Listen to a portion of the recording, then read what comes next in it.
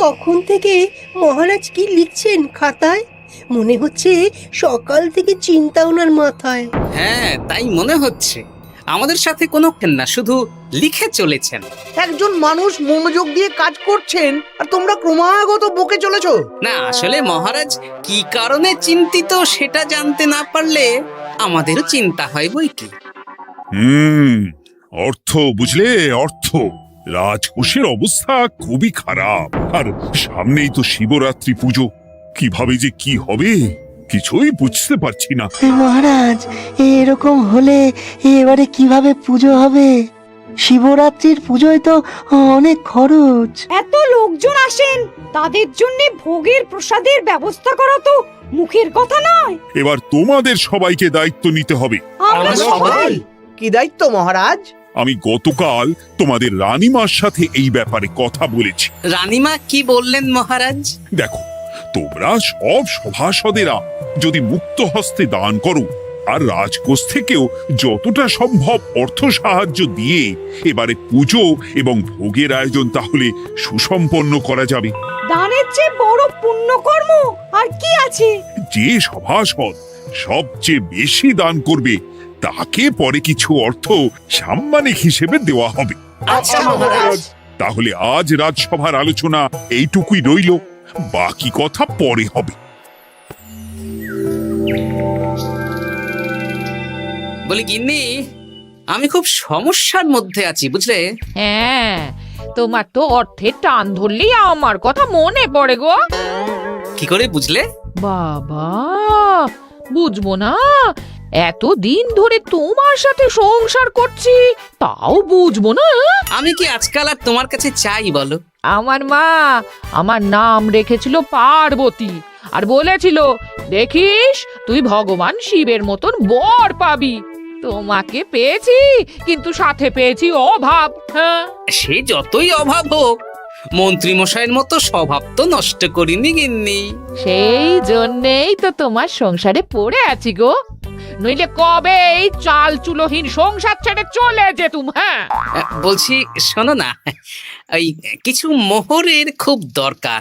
এবার মন্দিরে শিবরাত্রির পুজো হবে, কিন্তু মহারাজ তেমন খরচ করতে পারবেন না। তাই কি? তাই আমাদের সব সভাসদদের বলেছেন দান করবার জন্য। এই দেখো, আমার যা গয়নাগাটি ছিল সবই তো বন্ধক রাখা আছে, নইলে বলতাম। আরে বাবা, সে তো জানি, কিন্তু আর কোনো উপায় নেই। কি বলি বলো তো? দেখি কি করা যায়। আরে বাবা রে বাবা, এত চিন্তা ভাবনা না করে বাবা মহাদেবের ওপর ভরসা রাখো গো, উনি কোনো একটা পথ দেখাবেন। দেখো, দেখা যাক গিন্নি, উনি এখন আমার আশা ভরসা।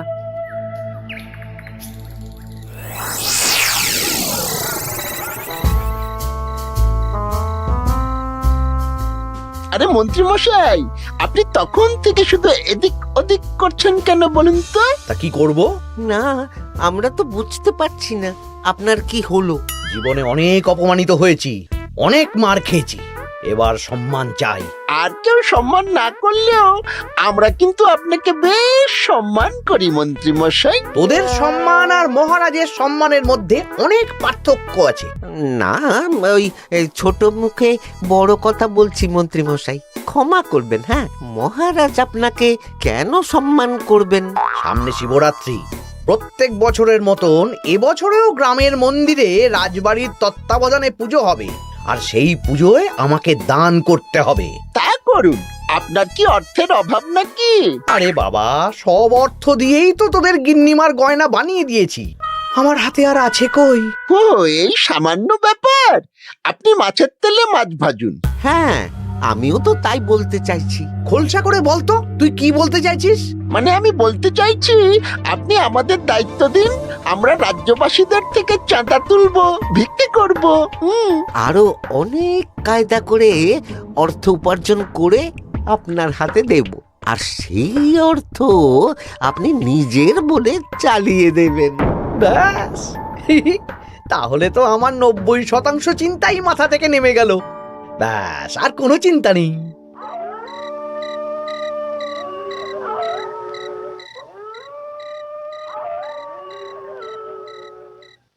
কি গো, এত রাত হয়ে গেল, এখনো ঘুমোচ্ছ না কেন বলো তো? হ্যাঁ, খুব চিন্তা হচ্ছে গো গিন্নি।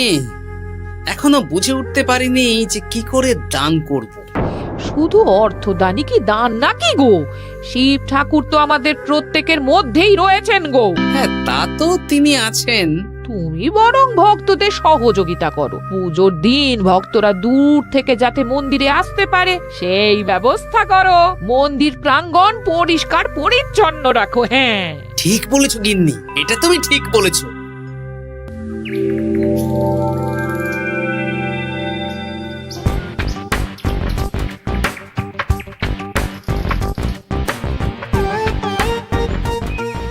এই যে বাড়িতে কে আছেন?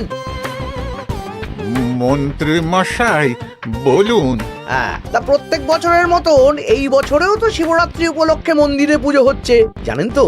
হ্যাঁ, সে তো জানি, কিন্তু আমার গিন্নির পায়ে এত ব্যথা যে এবারে আর জল ঢালতে যেতে পারবে বলে তো মনে হয় না। তাতে কি, আপনি দান করুন, বাবা দূর থেকে আশীর্বাদ দিয়ে দেবেন। দান? তা কিসের দান? এত ধুমধাম করে পুজো হবে, তার দান। এ কি, এতদিন ধরে মন্দিরে তো দান দেওয়ার কোনো ব্যাপার ছিল না। এবার আছে। দান করা সবচেয়ে বড় ধর্ম। হ্যাঁ, আমরা বুড়ো বুড়ি খুব অল্প অর্থে সংসার চালাই। আমাদের ছেলে যেটুকু পাঠায় তা দিয়েই চালাই। আমরা আর কি দান করব মন্ত্রী মশাই? দরকার হলে কদিন না খেয়ে থাকবেন, বাবার নামে উপোস করবেন, আর যে দান করবে না আমি তাকে এই রাজ্যে থাকতে দেব না। ওরে বাবা রে, দিচ্ছি দিচ্ছি দিচ্ছি। আর শুনুন, এই দানের ব্যাপারটা যেন 5 কান না হয়, নইলে কিন্তু। ওরে বাবা, না না না, ঠিক আছে ঠিক আছে। আজকে সারাদিনে ভালোই রোজগার হয়েছে, কি বলিস বটা? হ্যাঁ, কালকে আবার সারাদিন চাঁদা তোলা হবে। চাঁদা নয়, বল চাঁদার নামে দান তুলছি। হ্যাঁ, আর যা ভয় দেখাচ্ছি, কেউ ভয় মুখ খুলবে না। এই তো যাই, এরকম চলতে থাকলেই আমাকে সেরার সেরা দানি হওয়া থেকে কেউ আটকাতে পারবে না। এই তুমি এই ভর দুপুরে বস্তা কাঁধে নিয়ে কোথায় যাচ্ছ গো? একটু জঙ্গলের দিকে যাচ্ছে গিন্নি, শুকনো কাঠ নিয়ে আসি। পুজোর দিন তো ভোগের রান্না করতে জ্বালানি লাগবে, দেখি শুকনো কাঠ নিয়ে রাজবাড়িতে দিয়ে আসবো। বেশ বেশ বেশ, যাও। হে দেবাদিদেব মহাদেব, তুমি একটু দেখো বাবা।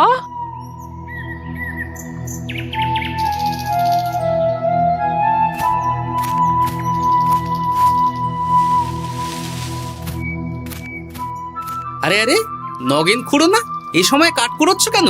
কি আর করব গোপাল, কাঠ কুড়িয়ে নিয়ে যাচ্ছি, এবার এগুলো হাটে বেচবো। সে কি গো, তোমার ছেলে তো শহরে চাকরি করে বলেছিলে, এ মাসে সে অর্থ পাঠায়নি? সে তো পাঠিয়েছিল বাবা, কিন্তু আর ভাগ্যের পরিহাস, কি বলবো বলো। কি হয়েছে, কোনো সমস্যা নাকি? না না না, সমস্যার কথা জানানো যাবে না, জানালেই আমাদের বিপদ। আরে কি হলো, চুপ কেন? কি গো খুড়ো, কিছু বলো। কাউকে বলবে না তো বাবা? না না, বলো না, আমি কাউকে বলবো না, আমাকে বিশ্বাস করতে পারো। আসলে আজকে সকালে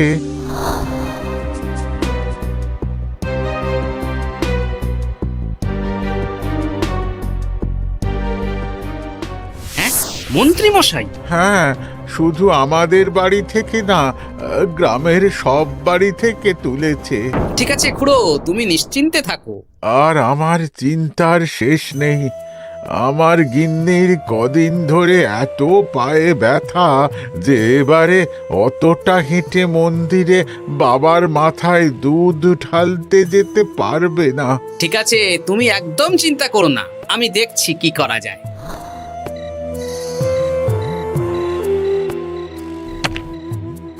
প্রহরী, এটা ভাড়ার ঘরে রেখে দিয়ে এসো। বলো গোপাল দিয়েছে, ভোগ রান্নার সময় জ্বালানি লাগবে তো, তাই এই কাঠ দিয়ে গেলাম। আচ্ছা গোপাল দাদা।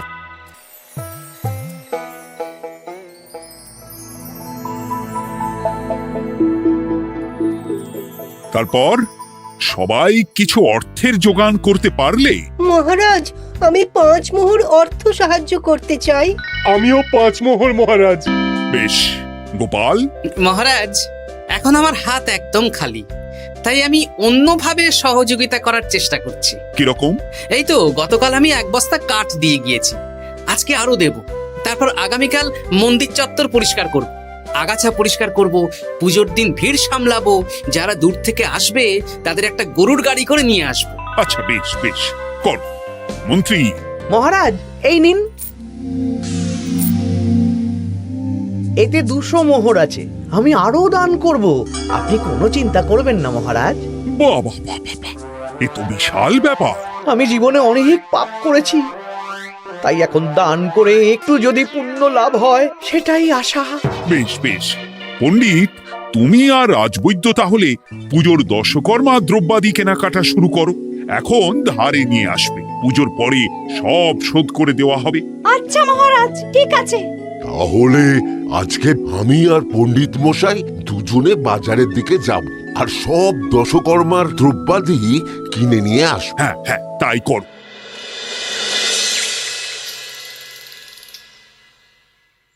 এই ঘটা পুঁটির বাবা একটা কানা করিও চাঁদা দেয়নি। হ্যাঁ, আমার মাথায় একটা বুদ্ধি আছে। কি বুদ্ধি?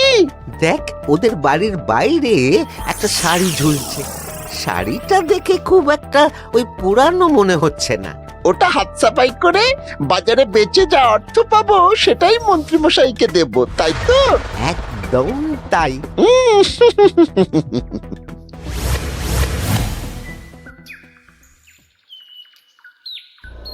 হাই পুটি, দেখ তোদের বাড়ি থেকে বটা ঘটা কাকা শাড়ি চুরি করছে। হ্যাঁ তাই তো। ন্যাপলা, ওরে বাবা রে, মরে গেলাম রে, ওরে মরে গেলাম। পালাও পালাও পালাও, ওরে বাবা। এই কি হয়েছে রে?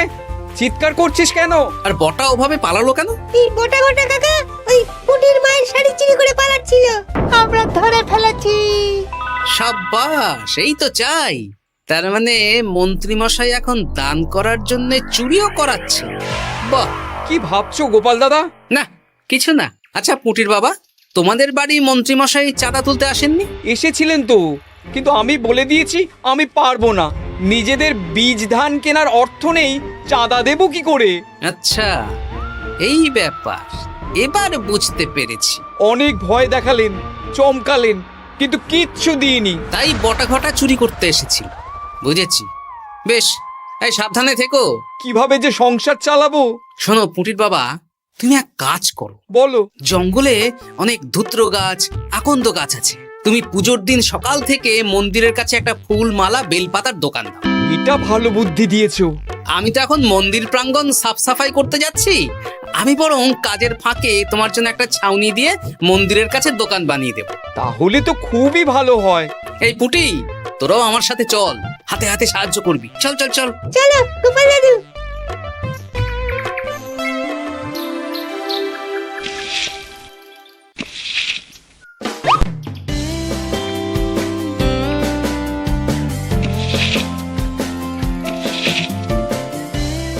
দাদু, এই জায়গাটা গর্ত আছে, তাই মাটি নিয়ে এলাম। এই তো বুদ্ধিমান ছেলে, এবার ঢেলে দে। ব্যাস, এখানটা এবার ঠিক হয়ে গেল। দেখি এবার মন্দিরের পিছনের দিকটা একটু পরিষ্কার করে দিই।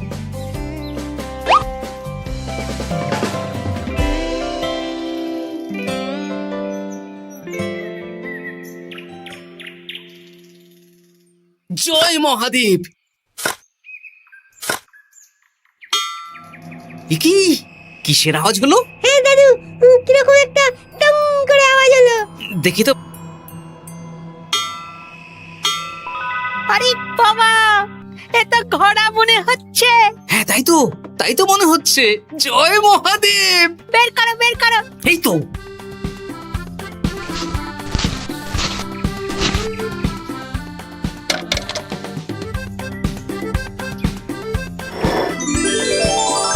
ও দাদু, এ তো সোনার মোহর। জয় মহাদেব, তুমি সত্যি আছো প্রভু। তুমি সত্যি আছো? একই দাদু, তুমি কাঁদছো কেন? সবই মহাদেবের কৃপা। মহারাজ বলেছিলেন দান করতে, মহাদেব নিজেই নিজের পুজোর ব্যবস্থা করে নিলেন রে। হ্যাঁ, তাই তো দেখছি দাদু। তবে শোন, এই কথাটা কাউকে বলিস না। আচ্ছা গোপাল দাদু, আমরা কাউকে বলবো না। হ্যাঁ।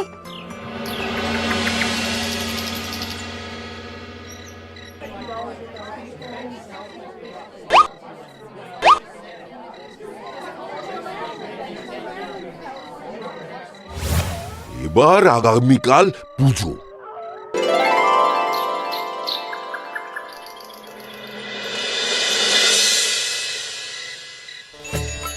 জয় শিব শম্ভু, হর হর মহাদেব। হে প্রভু, হে মহাদেব, জগতের কল্যাণ করো ভোলানাথ। জয় শিব শম্ভু। জয় জয় শিব শম্ভু, জয় শিব শম্ভু। বাবা দেখো বাবা, বাহ বাহ বাহ বাহ, এই তো সব ভালোই হচ্ছে। ভালো তো হবেই মহারাজ। আমি যা দান করেছি, পুজো পাঠ এবারে ধুমধাম করে হবে। দান করে অত অহংকার করতে নেই মন্ত্রী। এক হাতে দান করলে আরেক হাতকে জানাতে নেই, বুঝলে? বুঝেছি মহারাজ।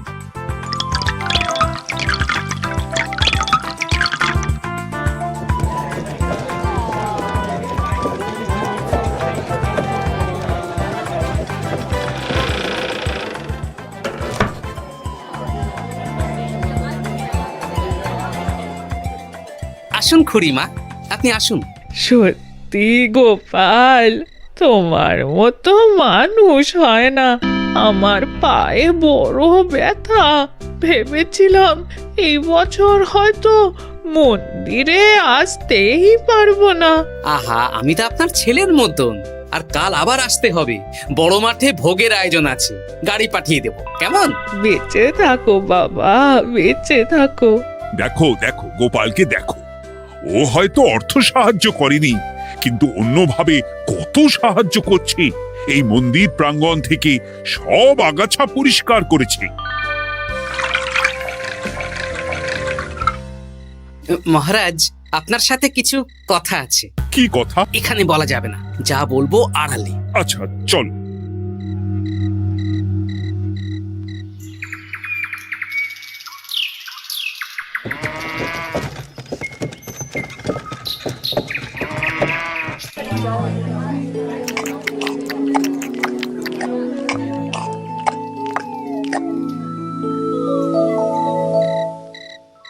আজ সান্ধ্য সভায় সবাইকে আমি ডাকলাম, তার একটাই কারণ। কি কারণ মহারাজ? কি বলবেন আজ?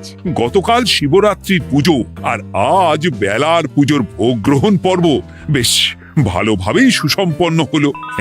এতে আমি খুব খুশি ও শান্তি পেয়েছি। তাই মহারাজ আমাকে সম্মান প্রদান করবেন, তাই তো? আমার মনে হয় আমি সবচেয়ে বেশি দান করেছি। না, তুমি তো কোনো নিঃস্বার্থ দানই করনি। মানে আমি যে কত মোহর দিলাম। ওগুলো তো লোকজনকে ভয় দেখিয়ে দানের নামে চাঁদা তুলে দিয়েছো। সেরেছে, সব জেনে গেছেন। হ্যাঁ, সেই জন্য সম্মান নয়, তোমাকে শাস্তি দেওয়া হবে। ওরে বাবা রে, ভুল হয়ে গেছে, ভুল হয়ে গেছে।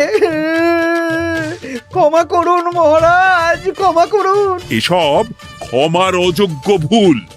যাই হোক, মহাদেবের কৃপায় মহাদেবের পুজো হয়েছে।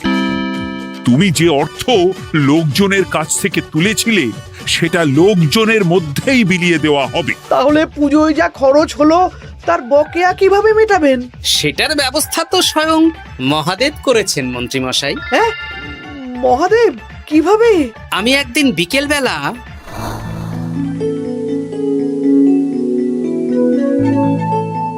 ওরে বাবা, এক ঘোড়া সোনার মোহর। হ্যাঁ, এক ঘোড়া সব মহারাজকে দিয়ে দিয়েছি। আর এই দান সংক্রান্ত যে অর্থ সাম্মানিকের কথা বলেছিলাম তা পাবে গোপাল। ধন্যবাদ মহারাজ। তবে মন্ত্রী মশাই যে অর্থ লোকজনের কাছ থেকে বলপূর্বক তুলেছেন সেটা দিয়ে গরিব চাষি ভাইদের বীজ কেনার অর্থ দান করা হবে। আর মহাদেবের কৃপায় যে এক খড়া মোহর পাওয়া গেছে তা দিয়ে বকেয়া মেটানো হবে।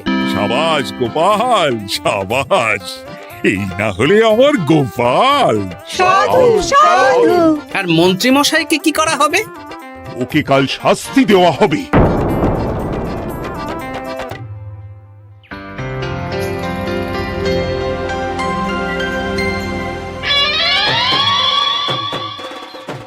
ও মহাদেব, ও শিব ঠাকুর, আমাকে ক্ষমা করে দিন, ক্ষমা করে দিন আমাকে।